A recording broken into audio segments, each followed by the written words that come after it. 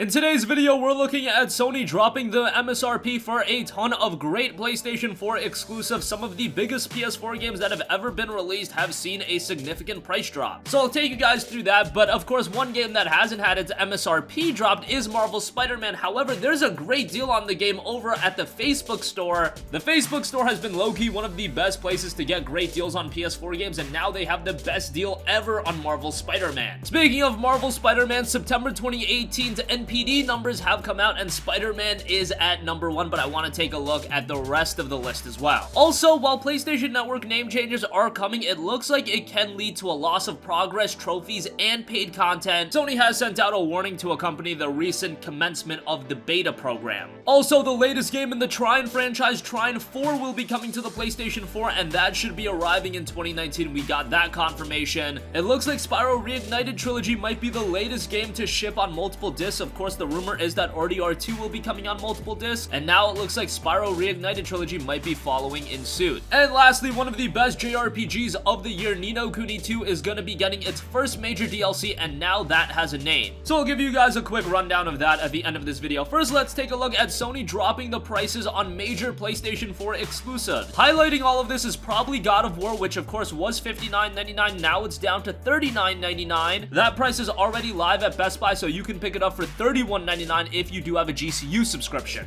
Detroit Become Human is seeing a similar price drop from $59.99 to $39.99. GT Sport is going from $39.99 to $19.99. MLB The Show 18 is going from $39.99 to $29.99. Uncharted The Lost Legacy is going from $29.99 to $19.99. Shadow of the Colossus is seeing a 50% drop from $39.99 to $19.99. That is a fantastic deal on that game. Was already well worth that $40, but now at $20, that's fantastic. Hidden Agendas is going from $9.99 to $4.99. That's You is going from $9.99 to $4.99. SingStar Celebration is going from $9.99 to $4.99. And lastly, Knowledge is Power is going from $9.99 to $4.99. Now, while these MSRP drops are great, I think what this really begs the question is how low are these games gonna go during that holiday season period, specifically during Black Friday? I figured God of War would go down to around $34.99, but given the fact that its MSRP is now $39.99, I could very well see this game being around that $24.99 range. Same goes for Detroit Become Human. Maybe we'll see Shadow of the Colossus in the bargain bin for like $9.99 or $14.99. That would be tremendous. And Uncharted The Lost Legacy, I could see that at $9.99 for sure, because that is just a standalone expansion to Uncharted 4. These are already great deals, but if you haven't picked them up yet, I think waiting just a little bit longer until the end of next month, wait until Black Friday, see how low these games are going to drop in terms of pricing. And again, I could see games like God of War going as low as $25, and that would be an absolutely insane deal. We will for sure keep you guys updated about that, and as the Black Friday deals roll out, we will keep you guys posted.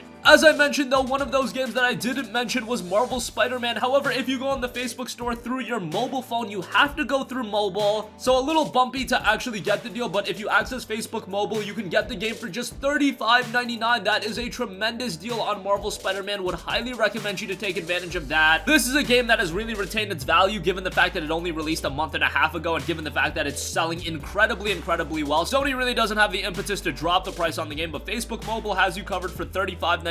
That is a great deal. I imagine that during Black Friday it will drop to around $40 to $45, so if you wait until then and you just want to go to your local store and pick it up then, that is an option. But if you go through Facebook mobile, again, $36 for this game is probably as good as it's gonna get. I highly doubt this game is gonna drop to $29.99 during Black Friday. I imagine it will see some sort of a discount, but at the lowest, I imagine it'll be like $40. So this deal for $36 is probably the best deal that you're gonna find on it for a very long time. Again, access Facebook through mobile, and you should be able to take advantage of it. Speaking of Marvel's Spider-Man, it has topped the September 2018 NPD rankings, and I want to go through the entire list and some numbers. Gaming consumers in the United States spent around $1.376 billion in September. That is definitely up year over year, and a big part of that has to do with Marvel's Spider-Man. Specifically, the NPD said this, quote, September 2018 tracked spending across video game hardware, software, accessories, and game cards, and it grew 7% when compared to a year ago to $1.4 billion. Accessory and game card spending was the primary driver of growth. We saw $306 million spent on hardware, that's down 3% from last year. $747 million spent on PC and console software, that's pretty similar to 2017's $744 million. However, it really grew in accessories. $323 million spent, that's a 43% from $225 million last year. We'll leave a link to VentureBeat where they also have the software chart rankings. Marvel Spider-Man was at number 1, number 2 was NBA 2K19, number 3 was AC Odyssey, just a little bit ahead of its release, number 4 was FIFA 19, and number 5 was Shadow of the Tomb Raider. They do have the top 20 listed, so check it out for yourself if you're interested. Moving on from that, PlayStation Network name changes is a feature so many of us have requested, and it is finally coming. However, it is coming with a fair share of caveats. Sony has warned gamers on the potential loss of progress if they do change their name. Here's what they specifically said may happen if you change your online ID. You may lose access to content, including paid-for content that you have acquired for your games, including content like add-ons and virtual currency. You may lose your progress within games, including game save data, leaderboard data, and progress towards trophies. Part of your games and applications might not function properly both online and offline. Your previous online IDs may remain visible to you and other players in some places. Now, it does sound like this is going to happen on a bunch of legacy titles. Remember, going back to the PlayStation 3 days, a lot of these games were designed with the fact in mind that you can change your PlayStation Network name, so I guess that some of the content was directly tied towards your name itself. Now, that is unfortunate, and this does sound like a crazy train wreck waiting to happen. However, a beta firmware update is rolling out right now. If you're not on the beta, all you have to do is wait and see what happens. A lot of people are going to send out what happened to them after changing their name. And do remember that the first name change is going to be free for all users. The second change will be $9.99, and then PlayStation Plus subscribers will receive a 50% discount on that, so you'll get it for $4.99. So it seems like we're not completely out of the woods yet in acquiring PlayStation Network name changes in the best way possible, but let's see how this story pans out. Let's see if people actually lose a ton of content. If it gets to a point where you're starting to lose a ton of progress and say you're losing platinum trophies, that would be insane, and at that point, I'm just sticking with my regular name. Like, I want to change my PlayStation Network name, but I don't care that much where I'm giving up trophy progress and I'm giving up platinum trophies that I've already earned. That would just be a complete shame, and I don't want to change my name that badly. It's unfortunate that we just couldn't get this name change thing implemented without all of these caveats, but let's see how it plays out, and hopefully it turns out for the best. Okay, moving on from that, Trine 4 will be coming to the PlayStation 4 in 2019. This was announced by the official Trine series Twitter account, with a tweet saying Frozen Byte and Modus Games are partnering to release Trine 4 next year for PlayStation 4, Nintendo Switch, Xbox One, and PC. Visit Trine4.com for the latest news and to subscribe to our newsletter. The game is dubbed Trine 4 The Nightmare Prince, and an official announcement is set to be coming soon. We don't have a trailer or anything like that, but the Trine games have been generally well received, so it's good to see another one come to the PlayStation 4.